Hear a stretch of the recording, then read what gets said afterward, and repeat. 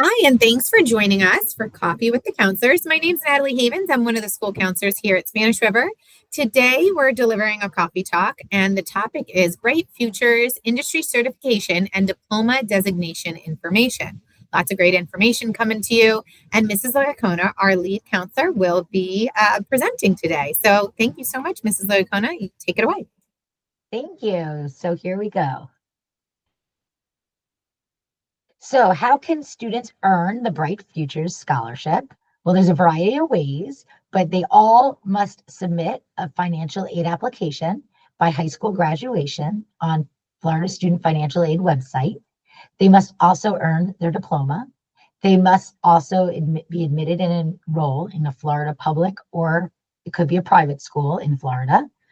They must not have any felony convictions, and they must begin to use it within 5 years after receiving it. So the Bright Futures, there's there's a few levels, but the top level is the Florida Academic Scholars Award, and that covers the full tuition. And the medallion covers about 75% tuition at the university. But if the student starts at the community college, they can use those first 2 years. It will cover 100% of the community college, and then 75% once they get to the university. For the academic scholar, one of the ways they must have at least a 3.5 weighted GPA. So that would weight with if there's honors or AP classes, that's factored in. For their English, their math, their science, their history, and 2 highest years of foreign language. They would need at least 100 community service hours, as well as either a 1330 on the SAT, a 95 on the CLT, or a 29 on the ACT. For the medallion scholarship, students will need a 3.0 weighted GPA in those core classes, 75 hours of community service, an SAT of an 1190, a CLT of 82, or an ACT score of a 24. Students can also earn Bright Futures with the ACE diploma.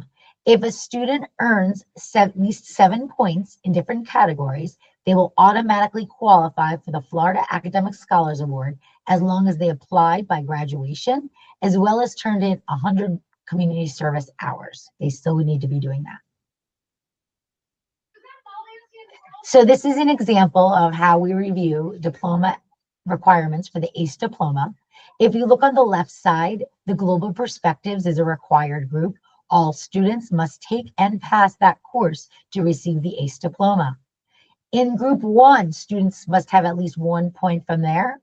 And at Spanish River, students can choose between ACE Environmental Management, ACE Marine Science, or ACE Psychology. For the languages group is also a required category for the ACE diploma. Students at Spanish River have the choice between ACE English Language, which many of our students take with Global, their 10th grade year. So it's paired together. Some students might be taking ACE French, and others might be taking ACE Portuguese to get that language credit. In the Arts and Humanities group, you need at least 1 point in there. We have either ACE Business, A-Level Business, English Lit, which students can take their junior year. ACE Environmental Management counts if they don't count it as their science. It can act as an art and humanity. ACE European History, which we no longer offer, but for those students who took it previously. ACE International History, ACE Media Studies or A-Media Studies, ACE Psychology, ACE Travel, and ACE US History as well. Now, some of these are worth 2 points. So if there's an A, that, like the example, the history and the travel and tourism, both of those courses are worth 2 points. And the optional category, students can earn a maximum of 2 points there, and that is general paper. If students took thinking skills, or if they took global A, then they can get another point as well from that category. So again, they would need to apply their senior year. Okay, it will open October 1st. Okay, and they'll be able to, these are the directions, but we always share it with students each year. Industry certification is something else that students can put on their resume and their college application. And it verifies that individuals have these skills to perform the job skills needed. So it has been useful for students on their college applications. There's different areas of industry cert that we offer at Spanish River, and it was the base exam through TV production. And for students in that, they can earn the Premiere Pro or the Photoshop as well. Computer science department, we give the information technology specialist as well as the information, the JavaScript and the Java. And for early childhood, students can earn their CDA as well. Diploma designations. These are different stickers that students can get on the diploma, as well as honors that students can list when they're applying to college. One is the scholar designation.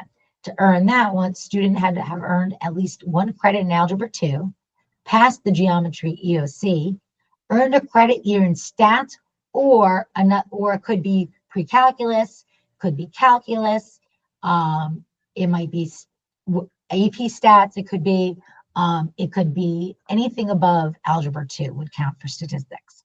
Pass the biology EOC, they must earn either chemistry or physics, as well as an additional credit that's also rigorous as well. Pass the US EOC, earn 2 credits of a foreign language, and have at least 1 AP, ACE, or dual enrollment class. They will get that scholar designation on their diploma.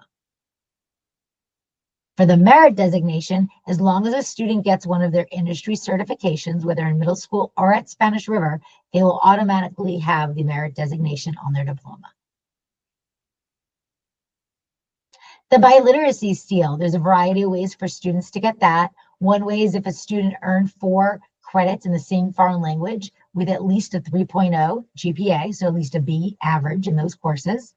Another way could be is if they got a passing score on any of the language exams, whether it's AP or ACE, is another way.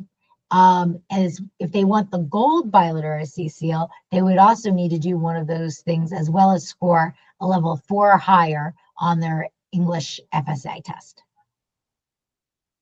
And thanks for joining us. If you have any questions, please feel free to reach out to your child's counselor.